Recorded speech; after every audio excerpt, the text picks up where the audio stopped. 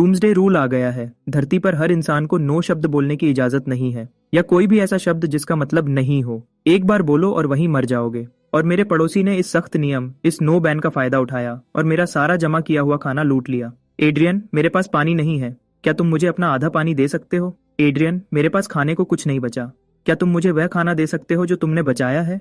मुझे सब कुछ लूटने के बाद उसने मेरे बाल पकड़ लिए। तुम्हारे घर से वह आखिरी पैकेट क्रैकर्स का बिल्कुल बुरा नहीं था। वह बेफिक्री से हंसता है, जानबूझकर जोर से चबाते हुए। मैं उसे गुस्से से घूरता हूँ, पूरी तरह से बेबस। आखिर में मैं भूख और बेइज्जती से मर जाता हूँ। जब मैं दोबारा आंखें खोलता हूँ तो मैं वापस आ गया हूँ, डूम्सडे रूल शुरू होने से एक दिन पहले। दीवार के उस पार से मुझे नोरा, मार्कस की बीवी, धीरे से हंसते हुए और उससे मीठी बातें करते हुए सुनाई देती है। मेरे प्यारे, क्या तुम हमेशा मेरे साथ अच्छे रहोगे? हमेशा? मैं मुस्कुराता हूँ। इस बार शिकारी और शिकार की जगह बदल रही है। मैं मार्कस से सिर्फ वह सब कुछ वापस नहीं लूंगा जो उसने लिया था, बल्कि दुगना लूंगा। मैं उससे वह सब कुछ दिलवाऊंगा जो उसे सबसे प्यारा है, उसकी बीवी, उसका बच्चा, उसकी हर एक चीज। एक ऐसी दुनिया में जहाँ कोई नो नहीं बोल सकता। हर सवाल एक तलवार की तरह है जो तुमसे सब कुछ छीन सकती है। अपनी पिछली जिंदगी में मैं ये समझने में बहुत धीमा था कि ये नियम कैसे काम करता है। ये पे का नो बैन उनको बेहद ताकत देता है जो सवाल पूछते हैं। लेकिन इसका असली राजा लॉजिक है। सही सवाल बनाओ और तुम अपने दुश्मन को ऐसे जाल में फंसा दोगे जहां से वह निकल नहीं पाएगा। और एक टॉप लॉ स्टूडेंट होने के नाते लॉजिक, ट्रैप्स और भाषा के साथ खेलना ही मेरा सबसे अच्छा काम है। मैं बिस्तर से उठता हूँ और इसकी तस्दीक करता हूँ। आज वह दिन है जब सब कुछ बदलने वाला है। मैं अपना बैंक बैलेंस चेक करता हूँ। 2 लाख, सब वही हैं। ये वह पैसे थे जो मेरे माँ बाप ने मेरी ग्रेजुएट स्कूल के लिए बचाए थे। मेरी पिछली जिंदगी में डूम्सडे रूल आते ही ये बेकार हो गए थे, लेकिन अब ये पहला हथियार है जिसे मैं अपने बदले की शुरुआत करने के लिए इस्तेमाल करूंगा। मैं शहर के सबसे बड़े सुपरमार्केट का ऐप खोलता हूँ और अपनी कार्ट में सामान भरने लगता हूँ, तेजी से और बिना किसी रहम के।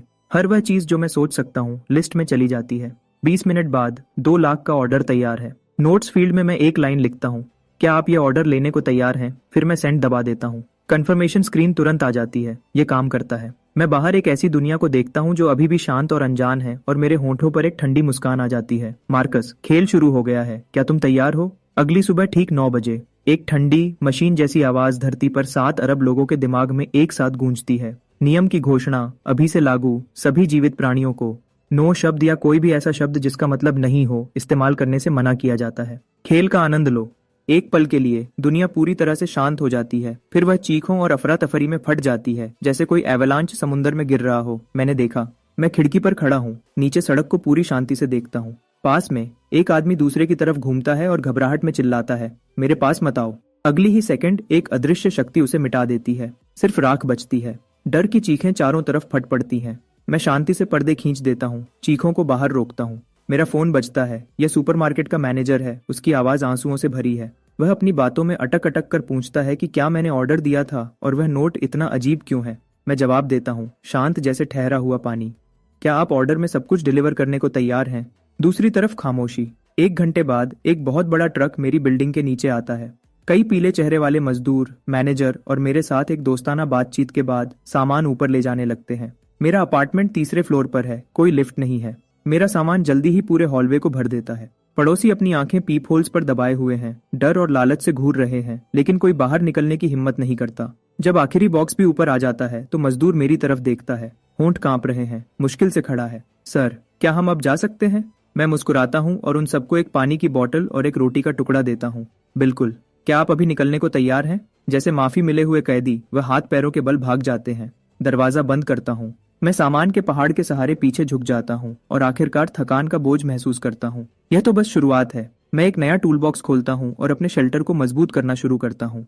अपनी पिछली जिंदगी में मैंने पड़ोसी की मदद की पुकार पर जवाब देकर यह गलती की थी कि मेरे पास सामान है, और उन पुकारों ने मार्कस, उस भूखे भेड़िए को मेरे दरवाजे तक लाया। इस बार मेरी दुनिया को सिर्फ खामोशी चाहिए। मैं पूरी दोपहर हर दरवाजे और खिड़की की हर दरार को बंद करता हूँ। मैं बेडरूम के दरवाजे पर 3 और ताले लगाता हूँ। जब यह हो जाता है तो मैं काउच पर गिर जाता हूँ। पानी के कुछ डिब्बे अभी भी हॉलवे में हैं। मैं सांस लेता हूँ और एक आखिरी कोशिश के लिए खुद को खड़ा करता हूँ। ठीक तभी जब मैं आखिरी डिब्बा अंदर ला रहा होता हूँ, हॉल के उस पार का दरवाजा धीरे से खुलता है। मार्कस अपना सिर बाहर निकालता है। उसके चेहरे पर वह पूरी तरह से तैयार की हुई मुस्कान है, एक गरम दोस्ताना पड़ोसी जैसी। लेकिन जैसे ही उसकी आंखें उस डिब्बे पर पड़ती हैं जिसे मैंने अभी तक अंदर नहीं किया है, मैं उसकी आंखों में लालच की चमक देखता हूँ। बिल्कुल वही नजर जो उसकी पिछली जिंदगी में थी जब उसने मुझे दीवार से लगाया था। वह मुझे देखता है और हैरानी का नाटक करता है। अरे एड्रियन, क्या तुम शिफ्ट हो रहे हो? उसकी नजर मेरे पास रखे पानी के डिब्बों पर ऐसे चिपक जाती है जैसे सांप अपनी जुबान निकालता है। मैं कुछ नहीं कहता, बस उसे देखता हूँ। मेरी पिछली जिंदगी में यही भलाई का मुखौटा था जिसने मुझे अपनी सावधानी छोड़ने पर मजबूर किया। उसने एक फिक्र करने वाले बड़े दोस्त का नाटक किया, मेरी जिंदगी के बारे में पूछा और जो कुछ मैं जानता था वह सब निकलवा लिया। और फिर जब मेरे पास कुछ नहीं बचा तो उसने अपने असली दांत दिखाए। मेरी खामोशी से बेअसर वह मुस्कुराता रहता है और आमतौर पर मेरे पैरों के पास रखे पानी के डिब्बे की तरफ इशारा करता है। मैं उस उंगली को घूरता हूँ, अपने हाथ में पकड़े रेंच को उस पर पटकने की इच्छा से लड़ता हूँ, शांत रहने के लिए। अभी सही वक्त नहीं है। शिकार पहले ही मेरे जाल में आ चुका है। मुझे बस उसे कदम कदम पर अपनी मर्जी से सीधा जाल के बीच तक ले जाना है। वह सोचता है कि वह अभी भी कंट्रोल में है, अभी भी शिकारी है, और मैं अभी भी वही बेबस बेवकूफ शिकार हूँ जिसके साथ वह जो चाहे कर सकता है। वह मुझे सबसे आसान सवालों से परखना चाहता है, यह देखने के लिए कि क्या मैं नियम को समझता हूँ, मेरी हदों को महसूस करने के लिए। वह मेरा दरवाजा खोलना चाहता है और मेरा सामान सबसे कम कीमत पर लेना चाहता है। तो आगे बढ़ो और पूछो। तुम्हारे मुंह से निकला हर एक शब्द वह रस्सी बनेगा जिससे तुम खुद को फांसी दोगे। मार्कस आखिरकार अपना छोटा सा वन मैन शो खत्म करता है, झुकता है और अपना चेहरा मेरे करीब लाता है। वह एक गरम दोस्ताना लहजा अपनाता है जो उसे लगता है।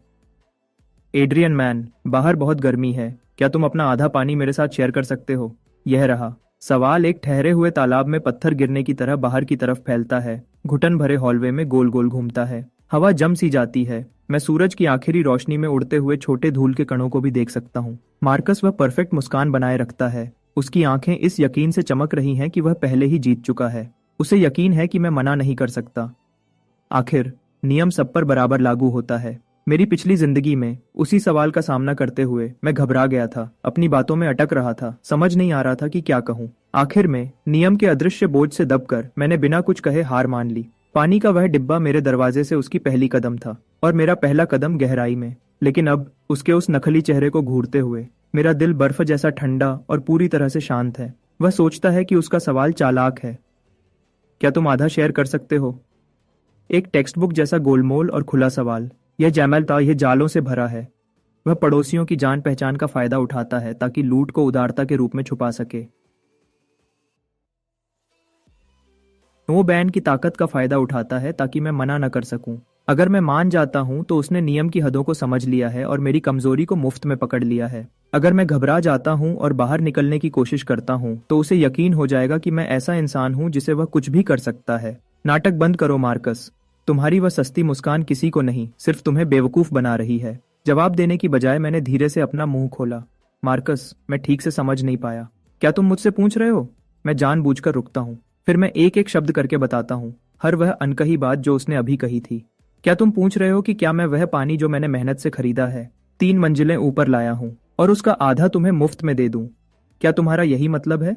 हॉलवे में पूरी खामोशी छा जाती है। मार्कस का चेहरा बदल जाता है, गर्मी गायब हो जाती है, उसकी जगह तेज शक आ जाता है। उसे बिल्कुल उम्मीद नहीं थी इसकी।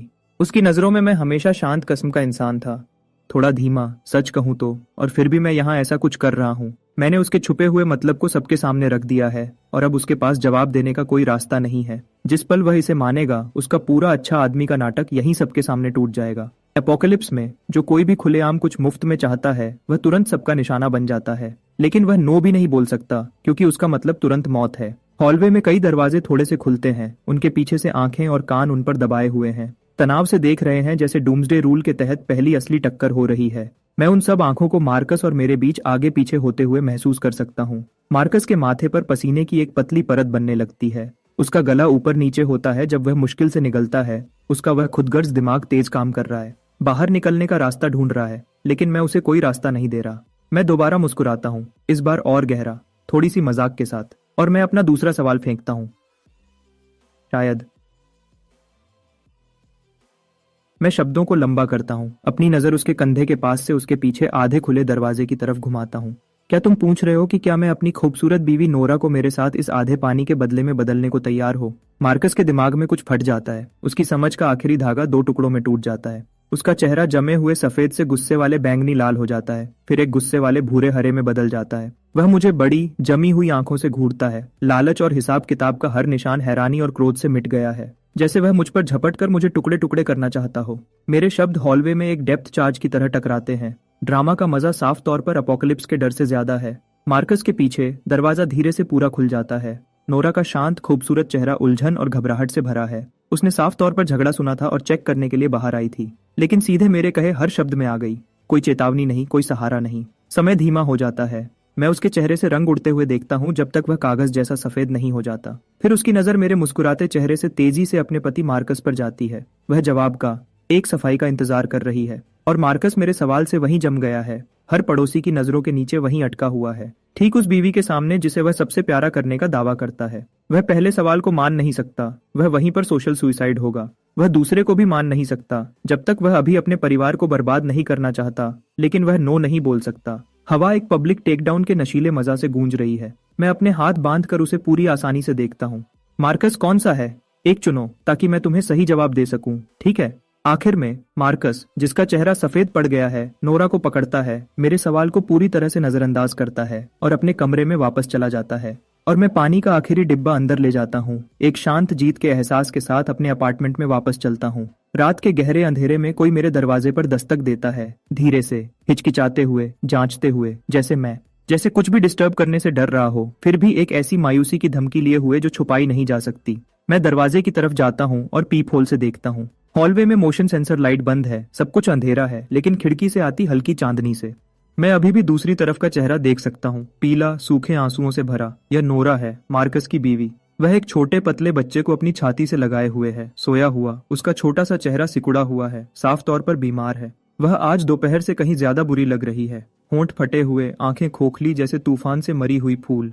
मैं दरवाजा नहीं खोलता, मैं कोई आवाज नहीं करता, मैं बस उसे खामोशी से देखता हूँ, उसे अंधेरे में धीरे से कांपते हुए देखने के लिए, डर और बेबसी से घिरे हुए। और आखिरकार, जैसे उसके पास कुछ नहीं बचा हो, वह अपना माथा मेरे दरवाजे की ठंडी सतह पर टिका देती है और एक धीमी सी आवाज निकलती है, लगभग कुछ भी नहीं, प्लीज।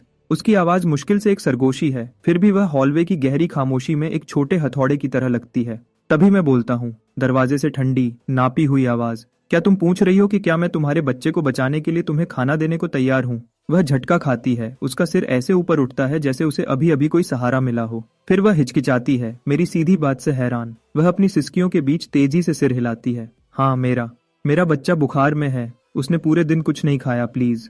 मैं तुरंत जवाब नहीं देता। मैं सोच रहा हूँ, पार्टसाते मार्कस कहाँ है? वह आदमी जिसने कसम खाई थी कि वह उससे प्यार करता है, जिसने हमेशा उसकी देखभाल करने का वादा किया था, वह अब कहाँ है? वह शायद आज दोपहर के पब्लिक टेकडाउन से अभी भी गुस्से में होगा, अपने बेबस गुस्से की हर बूंद उस बीवी और बच्चे पर निकाल रहा होगा जो जवाब नहीं दे सकते। एक आदमी जो बाहर बेइज्जती झेलता है और घर आकर अपने परिवार पर गुस्सा निकालता है। मैंने अपनी पिछली जिंदगी में ऐसे लोगों को कई बार देखा है। मैं दरवाजा खोलता हूँ, लेकिन सिर्फ थोड़ा सा। चेन अभी भी मजबूती से लगी हुई है। दरार से मैं एक दूध का कार्टन और 2 अलग अलग पैक किए हुए रोल्स देता हूँ। पहले बच्चे को कुछ खिलाओ। नोरा की आंखें तुरंत चमक उठती हैं और वह कांपते हाथों से आगे बढ़ती है। वह कभी अच्छे से रखे हुए हाथ थे, अब तनाव ने उन्हें उंगलियों के जोड़ पर सफेद कर दिया है। जिस पल उसकी उंगलियां कार्टन को छूती हैं, मैं नहीं छोड़ता। इसकी बजाय मैं धीमी और शांत आवाज में बोलता हूँ, एक आदमी जो सिर्फ अपनी इज्जत की फिक्र करता है और अपनी बीवी और बच्चे की नहीं, क्या तुम्हें सच में लगता है कि वह तुम्हें बचा सकता है? उसका पूरा शरीर अकड़ जाता है। कार्टन पकड़ा हुआ हाथ ऐसे पीछे हट जाता है जैसे उसने गर्म आग को छुआ हो। मैंने उसकी आंखों में रोशनी को धीरे धीरे कम होते देखा, तेजी से और साफ तौर पर। उसकी जगह कुछ गहरा आ गया, एक खोया हुआ, दर्द भरा एहसास, जैसे किसी ने अभी अभी उसकी सच्चाई को जोर से बोल दिया हो। मैं छोड़ देता हूँ। दूध और रोटी उसकी बाहों में गिर जाते हैं और फिर मैं दरवाजा जोर से बंद कर देता हूँ, उसे और उसके सारे एहसासों को दूसरी तरफ बंद कर देता हूँ। मैं दोबारा नहीं देखता, लेकिन मुझे उसके लड़खड़ाते कदमों की आवाज सुनाई देती है जो हॉल में पीछे हट रहे हैं। फिर मार्कस की आवाज दीवार से फट पड़ती है, तुम उस कचरे के पास खाने के लिए भीख मांगने गई थी? तुमने मेरी इज्जत पूरी तरह से बर्बाद कर दी है। फिर नोरा का दबी हुई रोने की आवाज आती है और किसी भारी चीज के फर्श पर गिरने की धीमी आवाज। मैं ठंडे दरवाजे के सहारे झुक जाता हूँ। एक धीमी ठंडी मुस्कान मेरे चेहरे पर फैल जाती है। अच्छा, दरार पड़ गई है, लेकिन अभी ये काफी नहीं है। लगभग 10 मिनट बाद पड़ोस में झगड़ा शांत हो जाता है। उसकी जगह मार्कस के हॉलवे में चलने की आवाज आती है। उसकी आवाज जानबूझकर ऊंची की गई है, गुस्से से भरी हुई। वह एक पड़ोसी के दरवाजे पर दस्तक देता है। वेड, क्या तुम अभी तक जाग रहे हो? तुम्हें कुछ बताना है। वह आदमी जो हॉल के उस पार है, वह पूरी तरह से खराब है। उसने उस कमबख्त नियम का इस्तेमाल करके मेरी बीवी को थोड़े से खाने के लिए घुटनों पर ला दिया। लीसा, तुम्हें सावधान रहना होगा। हमारा पड़ोसी एक राक्षस है। वह नियम का इस्तेमाल करके हम सबसे चोरी कर रहा है। अफवाहें अपोकलिप्स में सबसे सस्ता और तेज हथियार हैं जो बिना किसी मेहनत के डर और नफरत को भड़का देती है। जल्दी ही मेरे दरवाजे के बाहर फिर से कदमों की आवाज इकट्ठी होती है।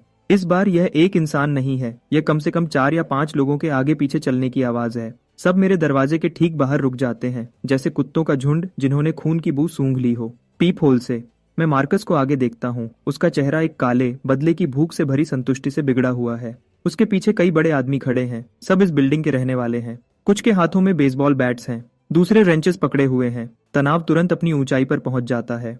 बाहर से भारी रुक रुक कर सांस लेने की आवाज आती है, जो मुझसे सिर्फ एक पतले सिक्योरिटी डोर से अलग है। लालची खतरनाक इरादा इतना गहरा है कि लगता है जैसे वह जमकर टपक सकता है। एड्रियन, दरवाजा खोलो।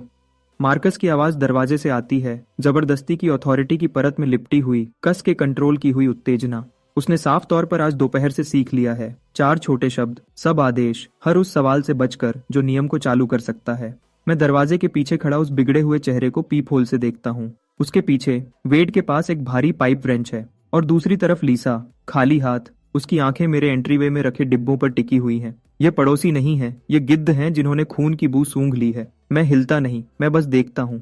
एड्रियन, हम सब यहाँ पड़ोसी हैं। वक्त बदल गया है, हमें एक दूसरे का ख्याल रखना चाहिए। जब मैं जवाब नहीं देता तो मार्कस अपनी आवाज धीमी करता है। तुमने एक इंसान के इस्तेमाल से कहीं ज्यादा खरीदा है। सबके साथ थोड़ा शेयर करो, हम सब तुम्हारी भलाई याद रखेंगे। हाँ एड्रियन, बस खोलो, हम बस बात करना चाहते हैं। वेड बीच में बोलता है, जबकि अनजाने में वह पाइप रेंच अपनी हथेली पर थपथपाता है। मेरे होठों पर एक ठंडी मुस्कान आती है। हथियारों के साथ बात करना चाहते हो? मेरी पिछली जिंदगी में मैं शायद डर के मारे उनसे बात करने की कोशिश करता या कमजोरी की वजह से हार मान लेता, लेकिन इस जिंदगी में यह दरवाजा जिंदगी और मौत के बीच की रेखा है और ये मेरा स्टेज भी है। मैं इसे देखने का इंतजार नहीं कर सकता। मैं अपना गला साफ करता हूँ। मेरी आवाज दरवाजे से गुजरती है, मजबूत और साफ, बाहर हर कान तक पहुंचती है। मार्कस, क्या तुम सबको यह बताना चाहते हो कि तुमने उन्हें यहाँ अपने ढाल के रूप में आने के लिए धोखा दिया, सिर्फ इसलिए ताकि तुम मेरा सामान खुद के लिए ले सको? वह वाकया बर्फ के पानी की बाल्टी की तरह लगता है। दरवाजे के बाहर की गर्मी तुरंत बुझ जाती है, उसकी जगह गहरी खामोशी छा जाती है। मार्कस का चेहरा साफ तौर पर जम जाता है, उसका मुंह खुलता है, उसका गला तेजी से काम करता है। वह इसे मना करना चाहता है, नो कहना चाहता है, यह सच नहीं है कहना चाहता है, लेकिन नियम के तहत वह शब्द मौत की तलवार है। यह नहीं है कहो और वहीं मर जाओगे। मैं तुरंत राख नहीं बना। वह सब कुछ गले में दबोच लेता है। उसका चेहरा गहरे बदसूरत लाल रंग का हो जाता है। उसकी कनपटी पर नसें साफ तौर पर फड़क रही हैं और उसके पीछे पड़ोसी, उनके चेहरे तुरंत बदल जाते हैं। एक बार शक का बीज बो दिया जाता है, अपोकलिप्टिक घबराहट से सींचा जाता है, तो वह एक बहुत बड़ी और न रुकने वाली चीज बन जाता है। वेड का रेंच हवा में जम जाता है। उसकी आंखें मार्कस और मेरे बीच अनिश्चित रूप से चमक रही हैं। यह झूठ है। मार्कस आखिरकार अपनी आवाज निकालता है, जो तनाव से तेज हो जाती है। वह हमें एक दूसरे के खिलाफ करने की कोशिश कर रहा है। एक बार हम अंदर आ गए तो सब कुछ बराबर बांट जाएगा। बराबर बांट जाएगा। मैं एक धीमी हंसी निकालता हूँ जो मजाक से भरी है।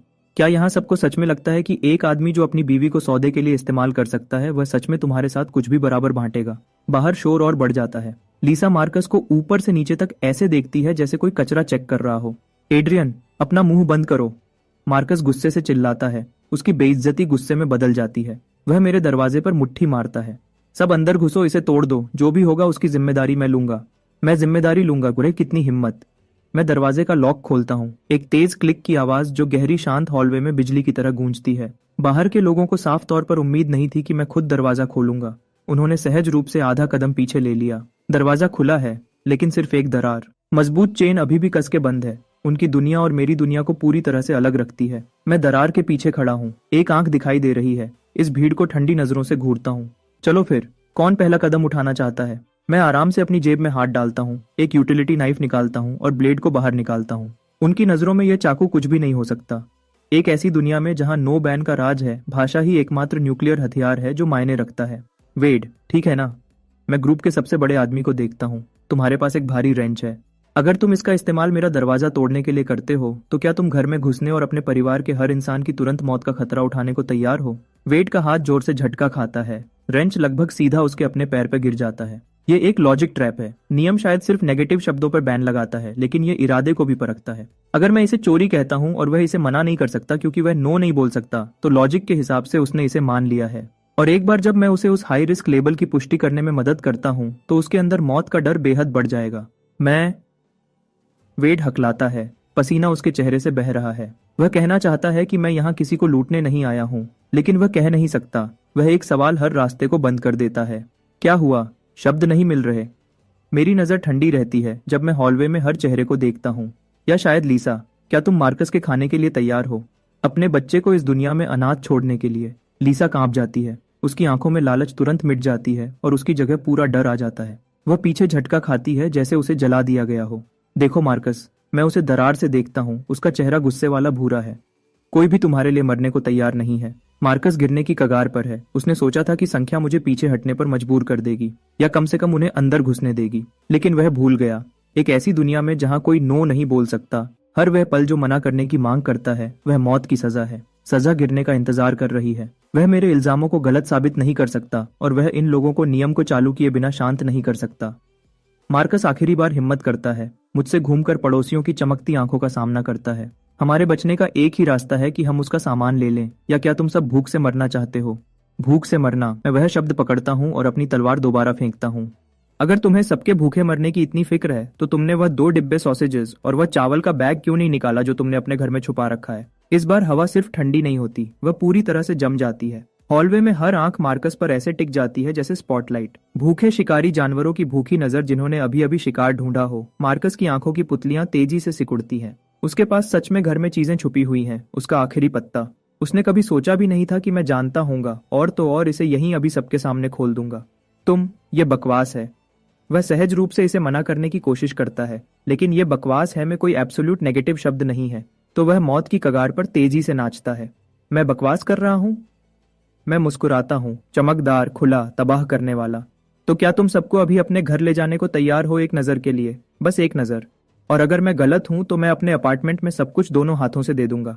क्या तुम तैयार हो? Checkmate Marcus. यह एक पूरा या तो यह या वह है। या तो वह सबको अपने अपार्टमेंट ले जाता है, जो उसने छुपाया है उसे खोल देता है और पड़ोसियों द्वारा साफ कर दिया जाता है, या वह मना करता है और भले ही वह नो नहीं बोल सकता, अगर वह चुप रहता है या बहाने बनाता है तो वह असल में मान लेता है कि वह सबको धोखा दे रहा था, उन्हें टॉप के चारे के रूप में इस्तेमाल कर रहा था जबकि खुद के लिए जमा कर रहा था। पसीना मार्कस के माथे से नीचे लुढ़कता है और उसकी आंखों में चुभता है। वह उसे पूछने की हिम्मत भी नहीं करता। वह अपने आसपास की आंखों को बदलते हुए देखता है, शक से गुस्से तक और फिर पूरी नफरत तक, और उसके पैर कांपने लगते हैं। वेड, जाकर देखो। मैं ठीक सही वक्त पर आखिरी वार करता हूँ। वेड घूमता है और मार्कस को ठंडी, बेभाव वाली नजर से देखता है। मार्कस, एड्रियन की बात में दम है। जब हम सब एक दूसरे की मदद करने की बात कर रहे हैं तो क्यों ना हम तुम्हारे घर से शुरुआत करें? हाँ मार्कस, क्या तुमने अभी नहीं कहा था कि सब कुछ बराबर बढ़ जाएगा? लीसा की आवाज तेज और चुभने वाली हो जाती है। लगता है शेयरिंग तुम्हारे सामान से भी शुरू होनी चाहिए। बस कुछ ही वाक्यों में हर वह हथियार जो मुझ पर ताना गया था घूमकर सीधा मार्कस में घुस गया है। यह अपोकलिप्स है। यह इंसानी फितरत है। खुदगर्जी से ज्यादा कुछ भी मजबूत नहीं और कुछ भी इतनी तेजी से नहीं टूटता। मार्कस अंधी घबराहट में पीछे लड़खड़ाता है। उसकी पीठ मेरे दरवाजे से टकराती है। उसे आग पर रख दिया गया है और वह जल रहा है। मेरा घर। मार्कस बिखर जाता है, बहाने ढूंढता है। बीवी बीमार है, चाबियां खो गई हैं, लेकिन इस तरह के दबाव में उसके पास जो थोड़ा बहुत है वह बिल्कुल काफी नहीं है। उसे डर है कि एक गलत शब्द उसे वहीं मार डालेगा, और इससे भी ज्यादा डर है कि पड़ोसी क्या करेंगे अगर वह सच मान लेता है। मेरी नजरों से दूर हो जाओ। आखिर में डर और गुस्से से अपनी हद से आगे बढ़कर वह सीधा वेड पर चिल्लाता है। वेड शांत हो जाता है, फिर उसका चेहरा सख्त हो जाता है। वह पाइप रेंच फर्श पर पटकता है। ठीक है मार्कस, तो हम बस तुम्हारे मोहरे हैं, क्या यही है? वेड दूसरों को हाथ से इशारा करता है। चलो घर चलते हैं। जो कोई भी अब इस आदमी से परेशान होगा वह बेवकूफ है। भीड़ जितनी तेजी से इकट्ठी हुई थी उससे ज्यादा तेजी से बिखर जाती है। वह यहाँ सिर्फ उसके लिए थे जो उन्हें मिल सकता था। अब जब उन्होंने मार्कस को उसके असली रूप में देख लिया है, एक आदमी जो सब कुछ मुफ्त में लेना चाहता है, और उसने सामान जमा कर रखा था जिसे उसने शेयर करने से मना कर दिया। नफरत उससे भी ज्यादा जल रही है जितनी अगर वह खाली हाथ जाते। हॉलवे जल्दी से खाली हो जाती है जब तक सिर्फ मार्कस नहीं बचता। मेरे दरवाजे के सहारे झुका हुआ है जैसे उसकी रीढ़ की हर हड्डी निकाल दी गई हो। दरार से मैं धीरे से बोलता हूँ, मार्कस, खेल अभी शुरू ही हुआ है। लगता है तुम्हारे सारे साथी चले गए हैं। मार्कस घूमता है और मेरे दरवाजे की दरार पर नजर जमा लेता है। उसकी आंखों में लाल नसें फटने को तैयार लग रही हैं। अभी वह बिल्कुल एक पागल कुत्ते जैसा लग रहा है, काटने को बेचैन, लेकिन हर दांत टूटा हुआ है। क्या तुम अब घर जाने को तैयार हो? मैं दोबारा पूछता हूँ। मेरी आवाज एक पुराने दोस्त की तरह गर्म और नर्म है। या तुम यहीं रुककर मेरे अगले सवाल का इंतजार करोगे, जैसे तुम्हारी उस खूबसूरत बीवी के बारे में और जानकारी? वाइफ शब्द मार्कस को ऐसे लगता है जैसे किसी ने बिल्ली की दुम पर पैर रख दिया हो। आज दोपहर की बेइज्जती और आज रात की हार मिलकर उसकी समझ का आखिरी हिस्सा छीन लेती है, लेकिन वह मुझे छूने की हिम्मत नहीं करता। वह सारा गुस्सा निगल लेता है और उसे मेरे दरवाजे पर एक गुस्से वाले लात में बदल देता है। बेबस गुस्से की एक दहाड़ निकालता है, फिर घूमकर अपने दरवाजे की तरफ भागता है। दरवाजा इतनी जोर से बंद होता है कि पूरी बिल्डिंग कांप उठती है। मैं अपना दरवाजा आराम से बंद करता हूँ। दुनिया शांत हो जाती है, लेकिन मैं जानता हूँ यह तूफान से पहले की शांति है। मार्कस जैसा आदमी जो खुदगर्जी से भरा है और अपनी इमेज के पीछे पागल है, अभी अभी सबके सामने टूट गया है। उसकी हर चाल बिखर गई है और उसने अभी अभी पूरी बिल्डिंग के सामने सोशल सुसाइड किया है। उसका वह जहरीला गुस्सा कहीं नहीं जा सकता, न मेरी तरफ न पड़ोसियों की तरफ। उस बंद अपार्टमेंट की हदों में इसे झेलने के लिए सिर्फ वह इंसान बचा है जिसे वह अपनी निजी संपत्ति समझता है। नोरा। मैं दीवार की तरफ जाता हूँ और सुनता हूँ। ज्यादा देर नहीं लगती। दूसरी तरफ कुछ टूटता है। एक आदमी की पागलपन भरी गालियां और एक औरत का टूटा हुआ बेचैन रोना। तुम बेकार गद्दार। मार्कस की आवाज 2 दीवारों को चीर कर निकलती है बिना एक भी तेजी खोए। क्या तुमने उसे बताया कि हमारे पास खाना था? क्या यह तुम थी?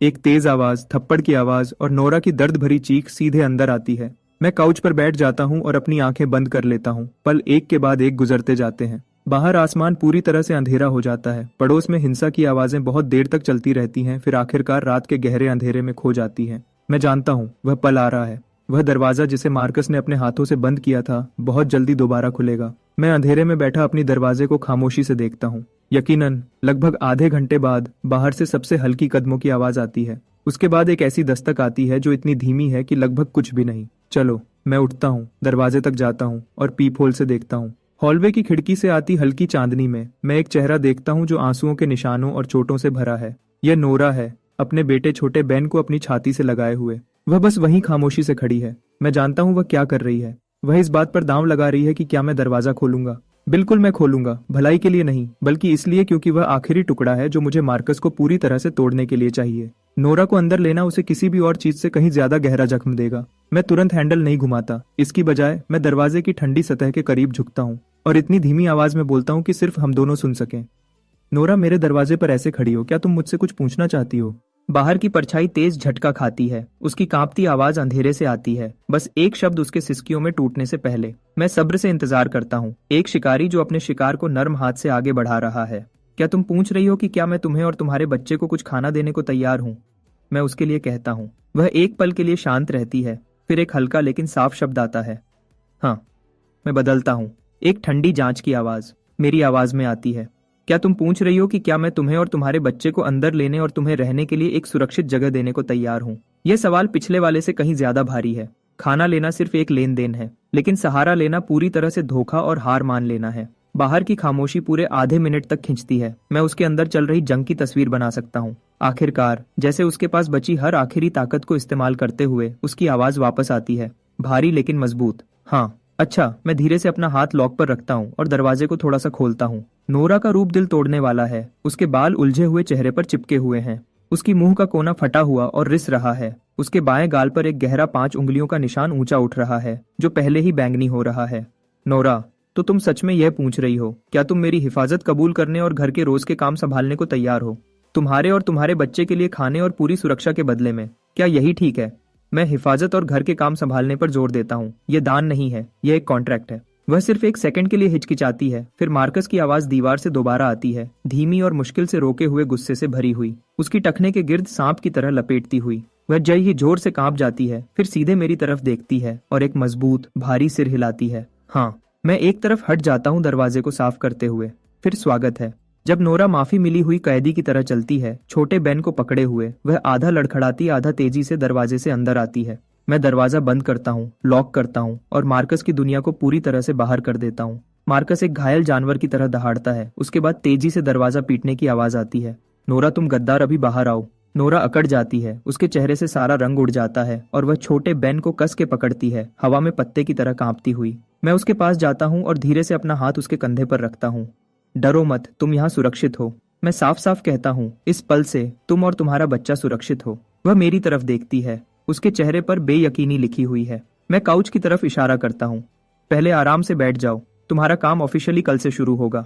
बाहर मार्कस की दहाड़ें और दरवाजे पर पीटने की आवाज जारी रहती है, जैसे एक गुस्से वाला बेबस रिक्वियम, जबकि मेरे अपार्टमेंट के अंदर सिर्फ शांति है। एक नया दिन पड़ोस में मार्कस की गालियों की आवाज के साथ शुरू होता है। गालियां रुक रुक कर आती हैं। कोई नयापन नहीं, बस वही थकी हुई गंदी बातें बार बार। मैं उन सबको इग्नोर करता हूँ। मैं फ्रिज से दूध और टोस्ट निकालता हूँ और आराम से नाश्ता बनाता हूँ। नोरा और छोटा बेन काउच पर बैठे हैं, एक बड़ा एक छोटा, दोनों साफ तौर पर तनाव में और अनिश्चित। मैं उसके सामने एक प्लेट सरका देता हूँ। खाओ, जब तुम्हारा हो जाए तो तुम्हारा काम शुरू होगा। नोरा उसे हैरानी और बेयकीनी से लेती है। छोटे बेन को ध्यान से एक एक निवाला खिलाती है, खुद मुश्किल से कुछ छूती है। मैं उस पर ध्यान नहीं देता, अपना हिस्सा खत्म करता हूँ और अपना मुंह पूंछता हूँ। स्टोरेज रूम से मैं एक वॉकी टॉकी और एक हाथ से लिखा हुआ नोट निकालता हूँ और उसे देता हूँ। ये लो, 301 के दरवाजे पर दस्तक दो। नोट में लिखा है, आंट में, क्या आप अपने अपार्टमेंट में सारी सिगरेट्स और शराब 3 लीटर साफ पानी और 2 पैकेट इंस्टेंट नूडल्स के बदले में बदलने को तैयार हैं? वह मेरी तरफ देखती है, आंखों में डर भरा है।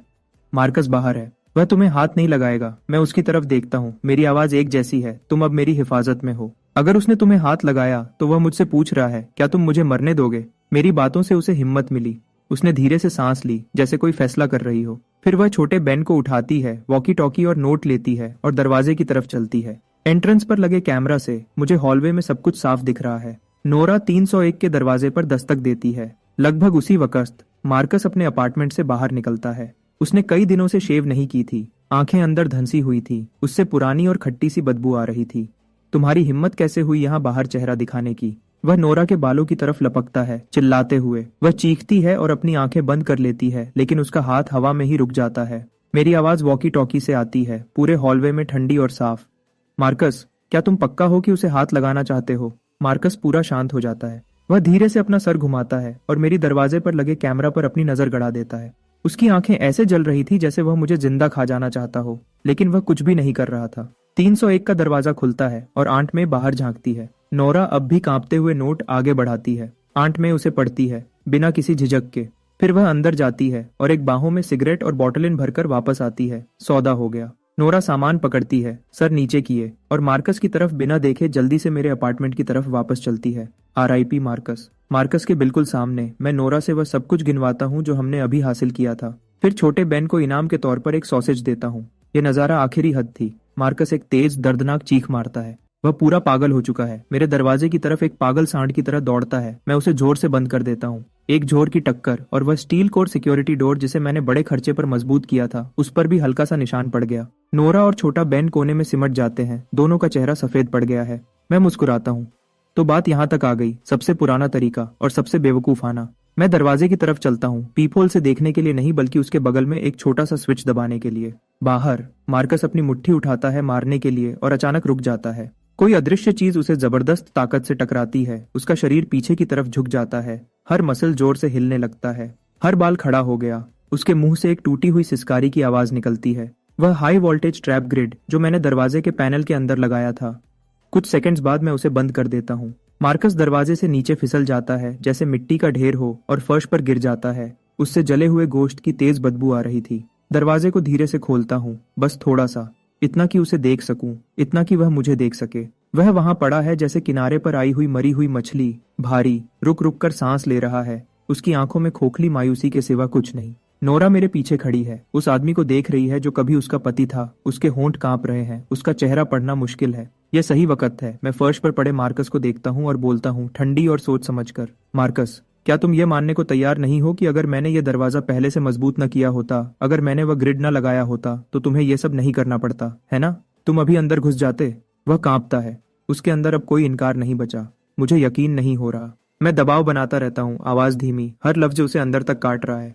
क्या तुम यह मानने को तैयार नहीं हो कि एक बार अंदर घुसने के बाद तुम मेरा हर सामान ले लेते, नोरा और मुझ पर अपना सारा गुस्सा निकालते, ऐसा नुकसान करते जिसे कभी ठीक नहीं किया जा सकता? मार्कस के गले से एक फंसे हुए जानवर की सी सिसकी निकलती है। वह मेरे पीछे नोरा को देखता है और पहली बार उसकी आंखों में मिन्नत जैसा कुछ दिखता है। नोरा खुद ब खुद एक कदम पीछे हट जाती है, उसकी नजर से मुंह मोड़ लेती है। वह एक कदम उसे पूरी तरह तोड़ देता है। मैं उसकी आंखों में आखिरी रोशनी को बुझते देखता हूँ और आखिरी फैसला सुनाता हूँ, और अपने तरीके से सबसे रहमदिल फैसला। मार्कस, क्या तुम अपने अपार्टमेंट में बचा हुआ हर सामान मुझे देने को तैयार हो, इसके बदले में कि तुम अपने बेटे को दिन में एक बार देख सको? मार्कस की आंखों की पुतलियां पूरी तरह बेजान हो जाती हैं, जैसे कोई ऐसा जानवर जिसके शरीर से हर हड्डी निकाल दी गई हो। कुछ सेकंड्स की गहरी खामोशी के बाद वह अपने गले से एक टूटा हुआ लफ्ज निकालता है, जैसे जंग लगा लोहा आपस में रगड़ रहा हो। हाँ। एक लफ्ज, उसने उसकी हर इज्जत और ताकत को निचोड़ लिया। मेरे पीछे नोरा हल्की सी लड़खड़ाती है और खुद को दीवार से सहारा देने के लिए हाथ बढ़ाती है। मैं अपनी मुट्ठी भींचता हूँ और ट्रिगर दबाता हूँ। बिना किसी भाव के दरवाजा बंद करता हूँ, दूसरी तरफ की तबाही को बाहर छोड़ते हुए। नोरा, क्या तुम मेरे साथ सामान की गिनती करने में मदद करने को तैयार हो? मैं मुड़कर उससे पूछता हूँ, हमेशा की तरह शांत। वह चौंक कर अपनी आंखें खोलती है। उनमें डर और उलझन घूम रही है, लेकिन आखिर में सब कुछ एक बेजान मजबूर कबूलियत में बदल जाता है। वह सर हिलाती है। मैं दरवाजा खोलता हूँ। मार्कस अब भी वही पड़ा है जहां वह गिरा था, एक मरे हुए कुत्ते की तरह। मैं उसकी तरफ दूसरी नजर भी नहीं डालता।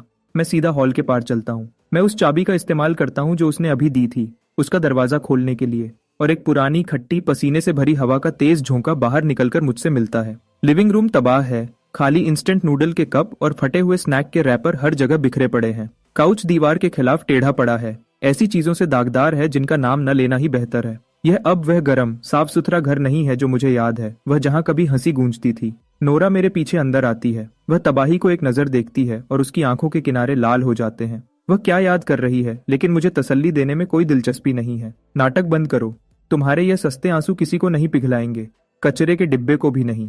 नोरा रुक जाती है, अपने हर आखिरी आंसू को वापस अंदर धकेल देती है। नोरा और मैं खामोशी से सामान उठाना शुरू करते हैं। मार्कस के पास मेरी उम्मीद से ज्यादा सामान था। जो मैंने नोरा को पहले ही दिया था उसके अलावा कई डिब्बे क्रैकर्स के हैं, ढेर सारे कैंड गुड्स और बिखरे हुए स्नैक्स। असली इनाम 2 बड़े ड्रम साफ पानी के।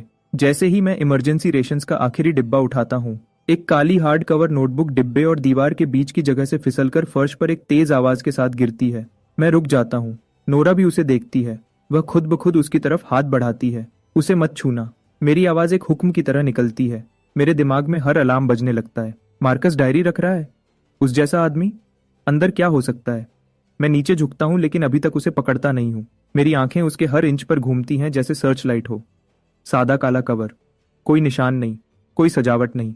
ये पर्सनल डायरी जैसा नहीं लगता, ज्यादा लॉगबुक जैसा है। मैं हाथ बढ़ाता हूँ। मेरी उंगलियां ठंडे चिकने कवर को छूती हैं। धीरे से मैं पहले पेज पर पलटता हूँ। एक पागल बेकाबू लिखावट मेरी आंखों में चुभती है। महीना X दिन X। लानत है, मैं वापस आ गया। वही मनहूस जगह, वही आखिरी रात से पहले। क्यों? मैं ही क्यों? मेरा दिल थम जाता है, जैसे किसी अदृश्य मुट्ठी ने उसे जोर से पकड़ लिया हो। ठंडे पसीने की एक लहर मेरी रीढ़ की हड्डी से नीचे उतरती है। मैंने सोचा था कि मैं ही इस दुनिया में अकेला रेवेनेंट हूँ, वह जिसके पास आखिरी स्क्रिप्ट है, एक भगवान। लेकिन ये नोटबुक मुझे एक जोर के थप्पड़ की तरह लगती है। मैं अकेला नहीं हूँ। मार्कस, वह भी एक रेवेनेंट है। मेरा दिमाग तेज दौड़ता है। कई डिटेल्स जिन्हें मैंने नजरअंदाज किया था अचानक एक साफ तस्वीर में जुड़ जाती है। पहले दिन वह सीधा मेरे पास क्यों आया, इतनी ठीक तरह से? वह मेरे सामान से जरा भी हैरान क्यों नहीं था, बस उसके लिए भूखा था? वह मेरी लॉजिक फ्लिप्स पर इतनी जल्दी रिएक्ट क्यों किया, इतनी जल्दी कि उसने तुरंत पड़ोसियों को मेरे खिलाफ कर दिया? मैं खुद को शांत रहने और पढ़ते रहने पर मजबूर करता हूँ। एंट्रीज बेकाबू हैं, कच्ची गालियां, पूरा गुस्सा, लेकिन अंदर ऐसी जानकारी छुपी है जो मेरे रोंगटे खड़े कर देती है। मेरी पिछली जिंदगी में मैं 7 दिन पर मर गया। उस आदमी ने एक ही काउंटर क्वेश्चन से मुझसे सब कुछ छीन लिया जो मेरे पास था। मैं भूख से मर गया। नहीं, ये सही नहीं है। मैं भूखा नहीं मरा था, मुझे उन्होंने मारा था। उस आदमी को नो बैन के बारे में कुछ नहीं पता था। नो बैन तो डूम्सडे रूल का सबसे खतरनाक हिस्सा भी नहीं है। असली डर तो उसके बाद आता है। कुछ क्रीचर्स हैं, साइलेंसर्स, जो नो शब्द पर तुरंत जानलेवा ताकत से रिएक्ट करते हैं। उनमें से किसी एक को नो कहो और तुम्हें वही फाड़ दिया जाएगा। हाँ हाँ हाँ। उस हरामी ने सोचा था कि वह जीत गया। उसे कुछ पता नहीं था, वह सारा सामान जो उसने चुराया था वह उसे साइलेंसर का पहला निशाना बनाएगा। इस बार मैं पहले चलूंगा। मैं उसे हर वह मायूसी महसूस करवाऊंगा जो मैंने अपनी पिछली जिंदगी में महसूस की थी। मेरी उंगलियां नोटबुक के किनारे को इतनी जोर से पकड़ती हैं कि मेरे नाखून सफेद पड़ जाते हैं। तो मार्कस मेरी वजह से और अपनी पिछली जिंदगी में भूख से नहीं मरा। जब मैंने उससे सब कुछ छीन लिया तो वह साइलेंसर से टकराया। वह डेथ क्वेश्चन को पूरा नहीं कर पाया, नो नहीं कह पाया, और उन्होंने उसे मार दिया। और जब वह वापस आया तो मैं उसका पहला निशाना था। वह सिर्फ मेरा सामान नहीं चाहता था, वह चाहता था कि मैं बिल्कुल उसी तरह मरूं जैसे वह मरा था। कितना खतरनाक प्लान। अगर मैं ज्यादा तेज होता तो अभी मैं फर्श पर एक मरे हुए कुत्ते की तरह पड़ा होता। मैं नोटबुक बंद करता हूँ और एक धीमी गहरी सांस लेता हूँ। मेरे सीने में तेज धड़कन शांत होने लगती है। डर के बाद कुछ गहरा आता है, सुकून और उत्साह का हल्का सा एहसास। मार्कस, इस तोहफे के लिए शुक्रिया। यह जानकारी उन डिब्बों से 10,000 गुना ज्यादा कीमती है। गेम में एक और रेवेनेंट, एक और तरह का मॉन्स्टर सामने है। तो क्या ये पूरा दुनिया खत्म होने का गेम अब और ज्यादा दिलचस्प हो गया है? फिर कहीं बाहर से एक चीख रात को चीर देती है। इंसानी नहीं, हर तरह से गलत। नोरा और छोटा पीट चीखते हैं और एक दूसरे से चिपक जाते हैं। मैं खिड़की की तरफ जाता हूँ और पर्दे का किनारा उठाता हूँ।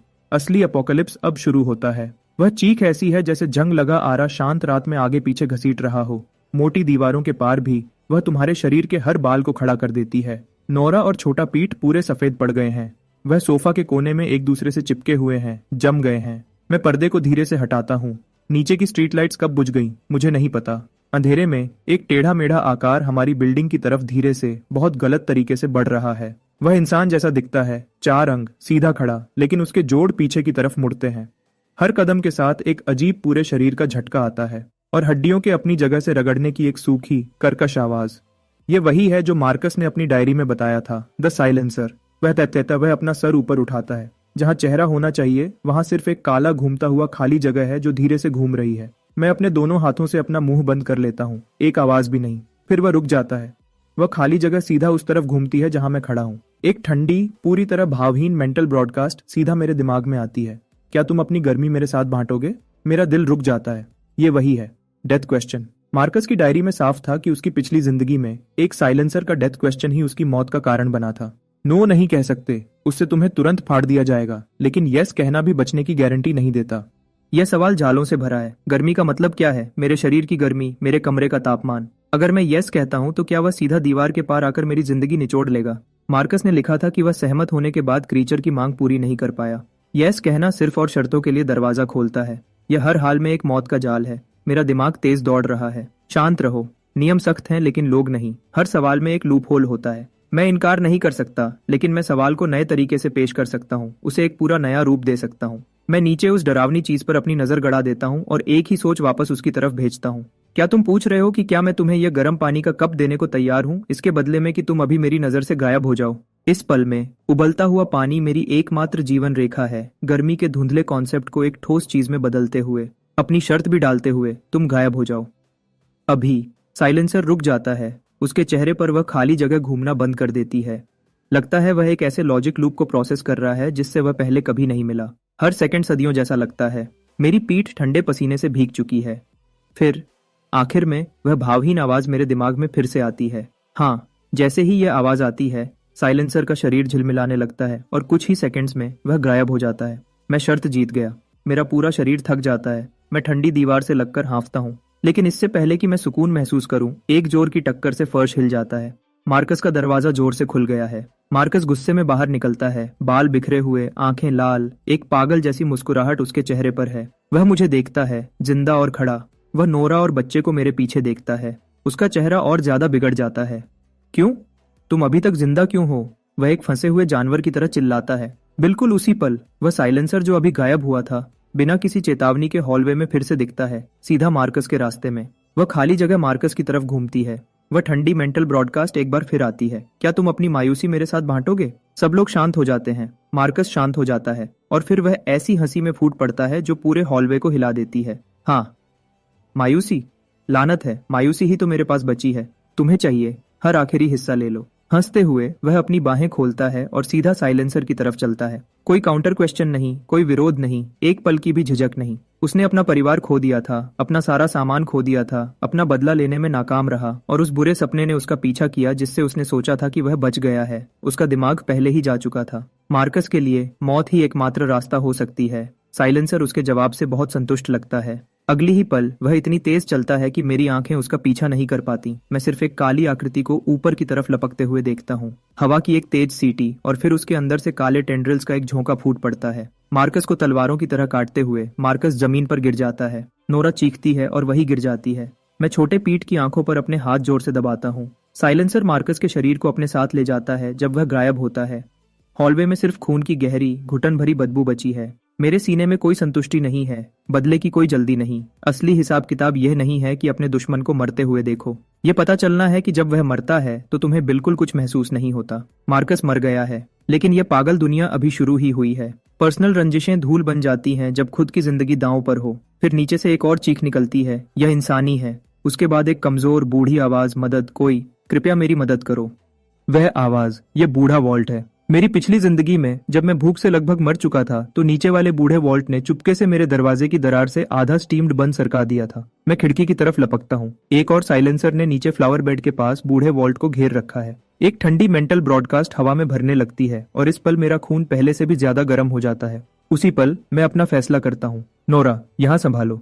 तुम कुछ भी सुनो, वह दरवाजा मत खोलना। मैं हाई कॉन्सेंट्रेशन अल्कोहल की बोतल और विंडप्रूफ लाइटर पकड़ता हूँ जो मैंने टेबल पर अलग रखा था। दरवाजे को जोर से खोलता हूँ और सीढ़ियों की तरफ दौड़ता हूँ। साइलेंसर पर नीचे चिल्लाता हूँ जैसे ही वह अपने टेंड्रिल्स बूढ़े वॉल्ट की तरफ बढ़ाता है। हे, तुम नीचे वाले बेचेहरे चीज, क्या तुम पूछ रहे हो कि क्या तुम उस सूखे हुए बूढ़े आदमी को छोड़ना पसंद करोगे, इसके बदले में कि ऊपर से एक जवान और जिंदगी से भरा इंसान सीधा तुम्हारे पास चलकर आए? नीचे की हवा जम जाती है। साइलेंसर बीच हमले में रुक जाता है। वह बेचेहरा खाली जगह धीरे से ऊपर की तरफ झुकता है, अंधेरी सीढ़ियों से मुझ पर नजर गड़ाते हुए। लॉजिक फ्लिप फिर से काम करता है। एक मरते हुए बूढ़े आदमी के मुकाबले में मेरी जैसी नई जन्म ली हुई रूह एक ऑल यू कैन ईट दावत है। एक लालच भरी जमी हुई मेंटल ब्रॉडकास्ट मेरे दिमाग में उमड़ती है। हाँ, वह बूढ़े वॉल्ट को छोड़ देता है और चारों हाथों पैरों पर डरावनी रफ्तार से मेरी तरफ आता है। भागो, मेरी चिंता मत करो। बूढ़े वॉल्ट की टूटी हुई चीख नीचे से उठती है। मेरे मुंह का कोना कुछ जंगली सा मुड़ जाता है। इन नियमों से चलने वाली दुनिया में भागना सबसे बेकार चीज है जो तुम कर सकते हो। एकमात्र रास्ता हमला करना है। मैं 2 और 3 मंजिल के बीच की लैंडिंग पर खुद को जमा लेता हूँ। तंग, छोटी, एक परफेक्ट किल जोन। जैसे ही उसकी आकृति मोड़ से मेरी नजर में आती है, मैं जरा भी नहीं झिझकता। मैं खुली अल्कोहल की बोतल फेंकता हूँ, सीधा उस खाली जगह के बीच में। फिर मैं विंड प्रूफ लाइटर को क्लिक करता हूँ। क्या तुम पूछ रहे हो कि क्या तुम अपने उस ठंडे शरीर को गर्म करने के लिए आग का ये जोशीला बैप्टिज्म कबूल करना चाहोगे? साइलेंसर अभी स्टिल पैशनेट और वार्म को प्रोसेस कर रहा है। उसकी इंस्टिंक्ट्स उसे ऐसी चीज को इनकार नहीं करने देंगी जो इतनी पॉजिटिव लगती है। नीली आग एक पल में तंग सीढ़ियों में फूट पड़ती है। अल्कोहल उसकी स्किन पर लग जाती है और जलते हुए सड़ांध की तरह चिपक जाती है। साइलेंसर एक कान फाड़ देने वाली चीख मारता है। ये आग नहीं है जो उसे खत्म करती है, ये लॉजिक कॉन्फ्लिक्ट है। वह इस हिंसा भरी शारीरिक पीड़ा को गर्मी के कॉन्सेप्ट से जोड़ नहीं पाता और उसका रूल कोर मेल्टडाउन में चला जाता है। वह दीवारों से टकराता है, काले टेंड्रिल्स पागलपन से झटक रहे हैं, सीढ़ियों की रेलिंग को टुकड़े टुकड़े कर देता है। मैं फिर बोलता हूँ, क्या तुम्हें दर्द हो रहा है? तो क्या तुम अभी सांस लेना बंद करना चाहोगे और उस दर्द को पूरी तरह गायब होने दोगे? यह एक परफेक्ट डेथ ट्रैप है। दर्द खत्म करने के लिए उसे सांस लेना बंद करने पर सहमत होना होगा। साइलेंसर आग में जोर से तड़पता है। यस शब्द अभी तक उसके दिमाग में पूरी तरह बना भी नहीं था। इससे पहले कि उसका शरीर एक फटी हुई बॉल की तरह पिचक जाता है, काले लिक्विड के एक पूल में गिर जाता है और आग में जलकर खत्म हो जाता है। मैं दीवार से लगकर हाँफता हूँ। दिल मेरी पसलियों से टकरा रहा है। एक बार फिर बूढ़ा वॉल्ट सीढ़ियों पर लड़खड़ाता हुआ आता है। अब भी कांप रहा है। उसके चेहरे पर आंसू बह रहे हैं। पहले ही घुटने टेकने लगा है। मैं उसे नीचे गिरने से पहले पकड़ लेता हूँ, लेकिन मेरी आंखें पहले ही उससे आगे बढ़ चुकी हैं, सीढ़ियों पर ऊपर और नीचे खुलते हुए दरवाजों की तरफ। शोर शराबे ने पूरी बिल्डिंग को जगा दिया। उन्होंने मुझे साइलेंसर को मरते हुए देखा। उन्होंने मुझे बूढ़े आदमी को बचाते हुए देखा। और उन आंखों में अब सिर्फ डर नहीं है, भूख है, क्योंकि वह जानते हैं कि मेरे पास ताकत है और मेरे पास सामान है। बूढ़े वॉल्ट, मैं अपनी आवाज ऊंची करता हूँ, सर्दियों की हवा की तरह ठंडी और तेज। पहले तुमने मुझे एक बार आधा बन दिया था, आज मैं तुम्हें तुम्हारी जिंदगी वापस देता हूँ। वह कर्ज अब खत्म हो गया। मैंने उसे छोड़ दिया और अपनी पीठ के पीछे से एक तेज चाकू निकाला। चाकू की धार आग की रोशनी में चमक उठी। मैं धीरे से गलियारे के बीच में गया। मेरी आंखें हर चेहरे पर घूम रही थी जो बाहर झांक रहे थे। पड़ोसियों, काफी देख लिया। मैं धीरे से गलियारे के बीच में गया। मेरी आंखें हर चेहरे पर घूम रही थी जो बाहर झांक रहे थे। पड़ोसियों, काफी देख लिया। पूरी तरह से खामोशी छा गई। किसी की हिम्मत नहीं हुई कि वह आवाज निकाले। मैं जानता हूं तुम क्या सोच रहे हो। तुम्हें वह चाहिए जो मेरे पास है। तुम चाहते हो कि मैं तुम्हें बचाऊं। मैं ठंडी हंसी हंसा। ठीक है। जैसे ही मैंने यह कहा, कई दरवाजे और खुल गए, लेकिन मेरी आवाज एकदम तेज और खतरनाक हो गई। तुम सबने देखा मार्कस के साथ क्या हुआ। तुमने देखा उन 2 साइलेंसर्स के साथ क्या हुआ। जो भी अगले 10 मिनट तक जिंदा रहना चाहता है, अपना हर सामान लेकर आओ, मेरे दरवाजे पर मिलो। बिल्कुल। मैंने चाकू को अपने हाथ में धीरे से घुमाया। तुम ना आने का फैसला भी कर सकते हो। उस हाल में मैं तुम्हारे दरवाजे पर एक सवाल लेकर आऊंगा। उस पल में मैं वह इंसान नहीं रहा जिसे मार्कस पहले धक्का देता था।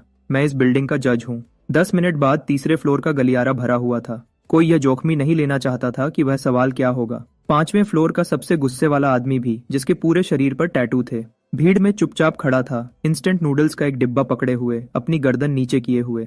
डर कंट्रोल करने का सबसे अच्छा तरीका है और नियम हमेशा पूरी ताकत पर ही बनते हैं। नोरा दरवाजा खोलती है और यह सब देखती है। उसका हाथ अपने मुंह पर चला जाता है। नोरा, एक नोटबुक लो। मैं पीछे नहीं मुड़ा, बस हुक्म दिया। आज से तुम सारे सामान का हिसाब रखोगी।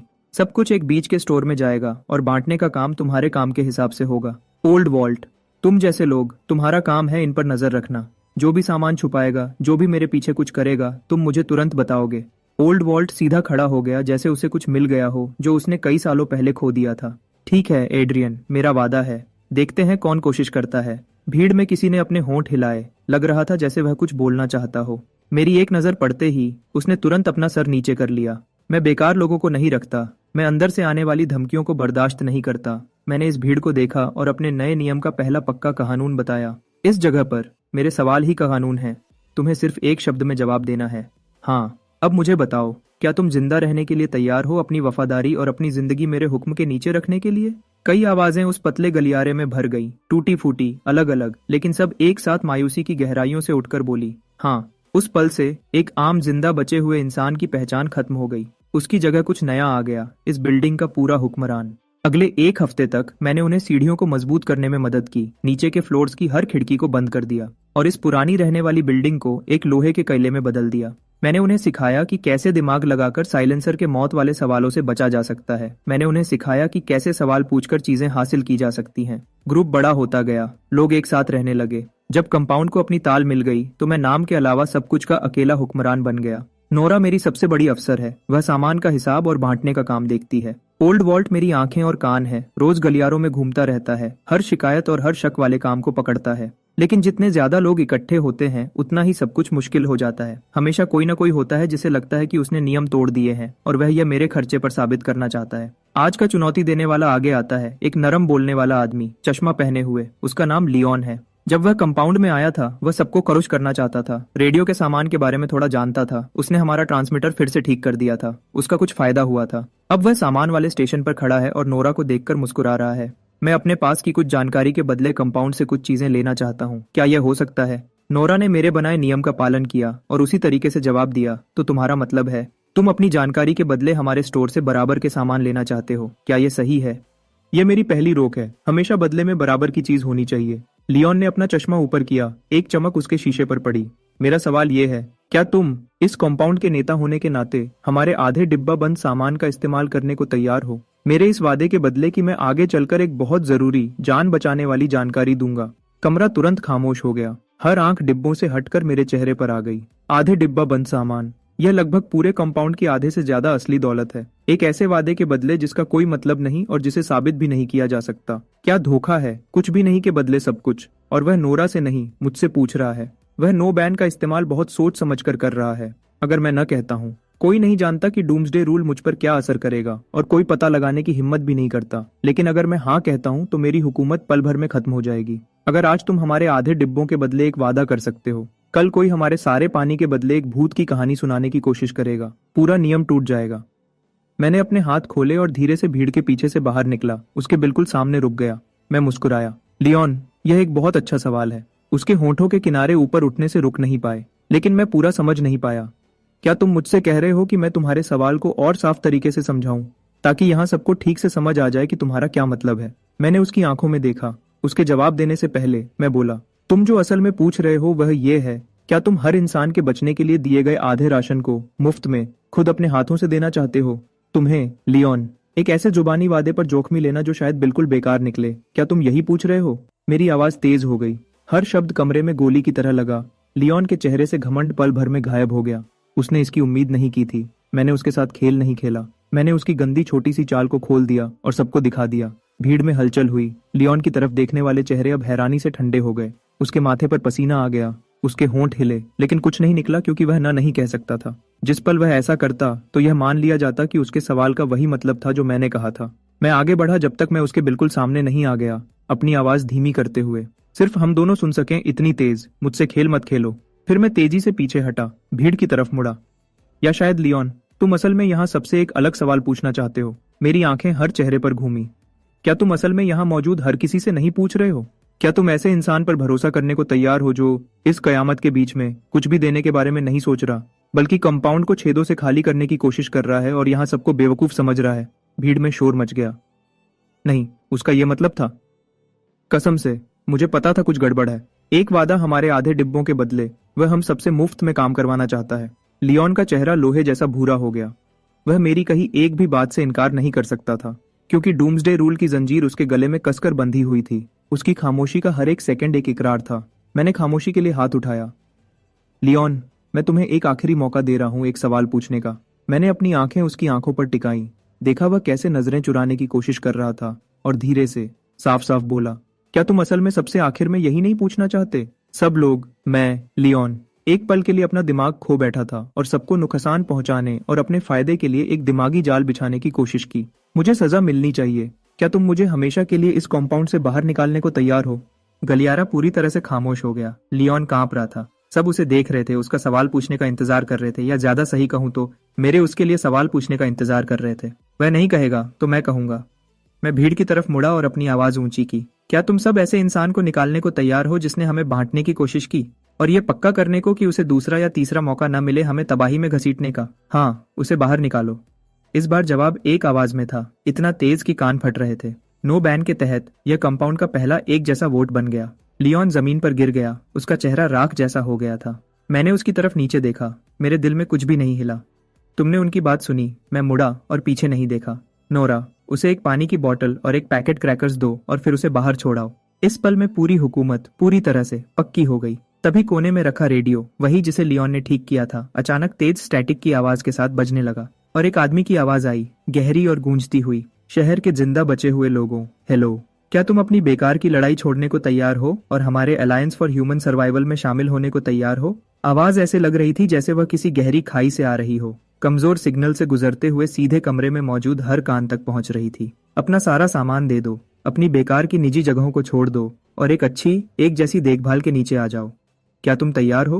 ब्रॉडकास्ट पर मौजूद आदमी चिल्ला नहीं रहा था, धमका नहीं रहा था। उसकी आवाज मौसम की खबर की तरह शांत थी, और वही शांति थी जिसने एक ठंडक भेज दी तुम्हारे पैरों के तलवों से सीधे तुम्हारे सर तक। यह एक खुला खेल था, दिन के उजाले में बिछाया गया एक बहुत बड़ा जाल जिसे तुम मना नहीं कर सकते थे।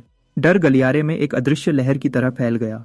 ओल्ड वॉल्ट के होंठ कांप रहे थे। उसने मेरी तरफ देखा, उसकी आंखों में डर भरा था। नोरा ने बिना सोचे समझे छोटे पीठ को अपने पीछे खींच लिया। उसका चेहरा पूरी तरह से सफेद पड़ गया था। कमरे में हर आंख मुझ पर ऐसे टिक गई जैसे मैं स्पॉटलाइट में हूँ। उनकी आंखों में मैं वह था जो नियम से लड़ सकता है, एक भगवान। लेकिन मैं सच जानता हूँ, मैं भगवान नहीं हूँ। मैं बस एक आम इंसान हूँ जो सबसे एक बार ज्यादा मर चुका है। इस ब्रॉडकास्ट पर मौजूद आदमी मार्कस या लियोन जैसा बिल्कुल नहीं है। छोटे फायदा उठाने वाले जो सिर्फ लेना जानते थे। वह सिर्फ डूम्सडे रूल को समझता ही नहीं है, उसने इसे अपनी पूरी ताकत तक बढ़ाने का तरीका ढूंढ लिया है। बड़े पैमाने पर ब्रॉडकास्ट। उसे एक भी दरवाजे पर दस्तक देने की जरूरत नहीं। वह एक जगह बैठकर पूरे शहर से बात करता है, अपनी मर्जी अपने सिग्नल की पहुंच में हर इंसान पर थोपता है। इसका बोझ मेरे सीने पर एक पत्थर की तरह दब रहा था। मैंने कमरे में उन सब डरे हुए चेहरों को देखा। नोरा की गोद में छोटे पीठ की बड़ी न समझने वाली आंखों को देखा। नहीं, मैं नरक से वापस आया हूँ, दोबारा किसी अलग जगह, अलग तरीके से मरने के लिए नहीं। मैंने एक लंबी गहरी सांस ली और गुस्से और दबाव की हर उठती लहर को नीचे दबाया। मैंने उन सबको देखा और धीरे से बोला, मैं हमेशा एक पहाड़ था, कभी नदी नहीं। खाली नजरें। कोई नहीं समझा। मैं मुस्कुराया, एक ऐसी मुस्कुराहट जिसमें कोई गर्मी नहीं थी, सिर्फ ठंडी तीखी धार थी। एक नदी एक बड़ी नदी में समा जाती है, लेकिन एक पहाड़ बस खड़ा रहता है। मैं खड़खड़ाते रेडियो की तरफ गया और हाथ बढ़ाया। कमरे में हर हैरान चेहरे के सामने मैंने धीरे से एंटेना को मोड़ा जब तक वह टूट नहीं गया। एक साफ तेज आवाज आई और ब्रॉडकास्ट बंद हो गया। पूरी दुनिया पल भर में शांत हो गई। मैं हैरान भीड़ की तरफ मुड़ा। उसने हमसे पूछा कि क्या हम तैयार हैं, लेकिन वह भूल गया, हमें भी सवाल पूछने का हक है। यहाँ रहने का मतलब है वह हक किसी और को दे देना। हम कटने वाले बकरे बन जाएंगे। क्या तुम यही चाहते हो? कोई नहीं बोला, लेकिन उनकी बंद मुट्ठियां और लाल आंखों ने मुझे जवाब दे दिया था। मैं उस दीवार की तरफ गया जहां हमने एक शहर का नक्शा लगाया था जो हमें सामान लाते वक्त मिला था। मेरी उंगली नक्शे के बीच में पड़ी, ब्रॉडकास्ट टावर की निशानजद जगह पर। उसका हमें ढूंढने का इंतजार करने के बजाय हम उसे पहले ढूंढेंगे। मैं नोरा की तरफ मुड़ा और हुक्म दिया। वह तुरंत सीधी खड़ी हो गई। हमारे सब हथियारों और चलने वाली गाड़ियों का हिसाब लो। 3 सबसे ताकतवर और तेज लोगों को चुनो, एक हमला करने वाली टीम बनाओ। हाँ, ओल्ड वॉल्ट, तुम और बाकी सब इस बिल्डिंग को आखिरी बार मजबूत करना शुरू करो। अभी, इस पल से यह जगह हमारा किला और हमारा आखिरी सहारा है। मैं रुका, मेरी आंखें कमरे में हर इंसान पर घूमी। याद रखो, हम हार नहीं मानेंगे, हम बात नहीं करेंगे। मेरी आवाज धीमी हो गई, उसमें आखिरी बात का बोझ था। मैं उसे बताऊंगा कि इस शहर के 2 हुक्मरान हैं, या फिर बहुत जल्द सिर्फ एक ही होगा। एक बदली हुई एसयूवी चला रहा था जिसके सामने लोहे की मजबूत चादर लगी हुई थी। मरे हुए शहर में एक चुपचाप शिकारी की तरह चल रहा था। अंदर कोई नहीं बोला, सिर्फ इंजन की गहरी आवाज और पहिए के नीचे कंकड़ की आवाज थी। नोरा ने जिन 3 लोगों को चुना था, रेक्स जो पहले फौज में था और गाड़ी चला रहा था, और जुड़वा भाई ब्रूनो और प्रीमो जो पहले जिम ट्रेनर थे, दीवारों जैसे मजबूत थे। हर एक ने आग बुझाने वाली कुल्हाड़ी पकड़ी हुई थी। हम अपनी जगह पर जल्दी पहुंच गए। उनका कंपाउंड मेरी उम्मीद से ज्यादा मजबूत था। रेक्स ने गाड़ी को पहले चेक पॉइंट से 50 मीटर पहले रोका। हम क्या करें? वह हथियार बंद हैं। उसकी आवाज में डर था। मैंने दरवाजा धक्का देकर खोला और अकेला बाहर निकला। चेक पॉइंट के पीछे कम से कम 5 या 6 बंदूकें सीधे मेरी तरफ थी। सामने वाला आदमी दूर से चिल्लाया, क्या तुम अभी पलट कर जाने को तैयार हो? एक अच्छी शुरुआत थी। मैं हाँ भी नहीं कह सकता था और न भी नहीं कह सकता था, क्योंकि अगर मैं न कहता हूँ डूम्सडे रूल के सीधे नियम के हिसाब से मैं ये कह रहा हूँ कि मैं नहीं जाऊंगा, जिसका मतलब है मैं खुद को उनके हवाले कर रहा हूँ। लेकिन मैं मुस्कुराया। मैंने अपने पैर जमाए और साफ आवाज में वापस बोला, मैं तुम्हारे नेता के लिए आया हूँ। मुझे बताओ, क्या तुम पूछ रहे हो कि मैं अपनी सारी हिफाजत नीचे कर दूं, तुम्हारे बेस में अकेला चला जाऊं और तुम्हारे सवालों का जवाब दूं? मैंने एक संभावित दुश्मनी वाले काम को एक ऐसे सवाल में बदल दिया जो वह मुझसे पूछ रहे थे। गार्ड साफ तौर पर रुक गया। उसने इस जवाब की उम्मीद नहीं की थी। हवा कुछ सेकंड के लिए जम सी गई। तभी उसके पास के रेडियो से एक आवाज आई, मजेदार, बिना जल्दी के, दिलचस्प, उसे अंदर आने दो। लोहे की जाली वाला दरवाजा धीरे से खुल गया। मैंने रेक्स और दूसरों की तरफ पीछे देखा। एक पक्की नजर जो कह रही थी, शांत रहो। फिर अकेला अंदर चला गया। मुझे ब्रॉडकास्ट टावर के अंदर ले जाया गया, जिसे एक बड़े रहने की जगह में बदल दिया गया था। हर तरफ लोग चल रहे थे, फिर भी अजीब सी खामोशी थी। हर चेहरा खाली था। एक ऐसा नियम जो तुम्हारे अंदर तक ठंडक भेज दे। सबसे ऊपर वाले फ्लोर पर मैं ब्रॉडकास्ट हॉल में मैं आखिरकार उनके नेता से मिला। वह 40 साल के बीच का लग रहा था। सुनहरी चश्मा, एक साफ सफेद शर्ट पहने हुए। वह कयामत के सरदार से कम और यूनिवर्सिटी के प्रोफेसर जैसा ज्यादा लग रहा था। वह एक बड़े ब्रॉडकास्ट डेस्क के पीछे बैठा था, शांति से अपना चश्मा साफ कर रहा था। स्वागत है, उसने अपना सर उठाते हुए कहा। चश्मे के पीछे उसकी आंखें बाज की तरह तेज थी। वह मेहमान जो दिमाग से लड़ता है। और तुम वही होगे जिसे सवाल पूछना पसंद है। मैंने उसके सामने वाली कुर्सी खींचकर बैठ गया, बिना बुलाए। वह मुस्कुराया। लग रहा था उसे कोई फर्क नहीं पड़ा। क़यामत में दिमाग ही ताकत है, क्या तुम नहीं कहोगे? उसने अपना चश्मा वापस पहना और थोड़ा आगे झुका, उंगलियां डेस्क पर मिलाए हुए। तुम्हारा आना सच में मुझे हैरान कर गया। मैंने सोचा था कि मैं ही इस शहर में अकेला साफ दिमाग वाला इंसान बचा हूँ। अगर तुम पहले से जानते थे कि मैं हूँ, तो उस ब्रॉडकास्ट का इस्तेमाल मुझे जांचने के लिए क्यों किया? क्या यह बेकार नहीं लगता? मैं पीछे नहीं हटा। वह जब जांच नहीं थी। उसने अपना सर हिलाया। मुस्कुराहट और गहरी हो गई। वह एक ऐलान था। मैं बस अपनी मौजूदगी बता रहा था और उन लोगों को हटा रहा था जो नियम समझने के लिए भी बहुत कमजोर थे।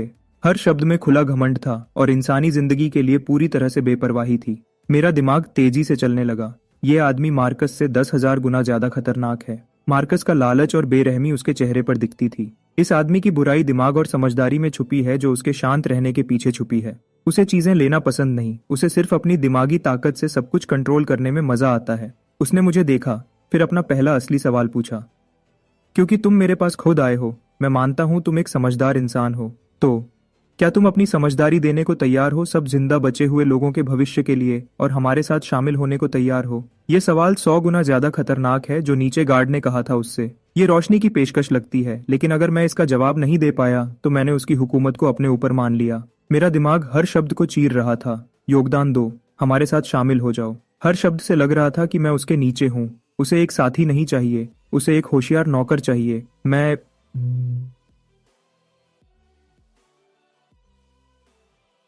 उसकी आंखों में देखा और मुस्कुराया।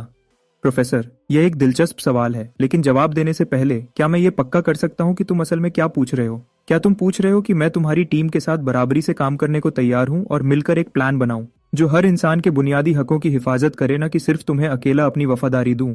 मैंने योगदान दो की जगह बराबरी से काम करो कर दिया और हमारे साथ शामिल हो जाओ की जगह मिलकर बनाओ कर दिया। पहली बार प्रोफेसर की मुस्कुराहट रुक गई। वह पूरे 10 सेकंड तक मुझे खामोशी से घूरता रहा। उसकी आंखों में मौजूद मजा धीरे धीरे बदल गया एक ऐसे इंसान की थकान में जिसे आखिरकार अपना टक्कर का मिल गया हो। तुम मेरी उम्मीद से ज्यादा तेज हो। वह बिना किसी चेतावनी के पलट गया। क्या तुम्हें हैरानी नहीं होती कि मैं इस तरह का नियम इतनी आसानी से कैसे बना पाया?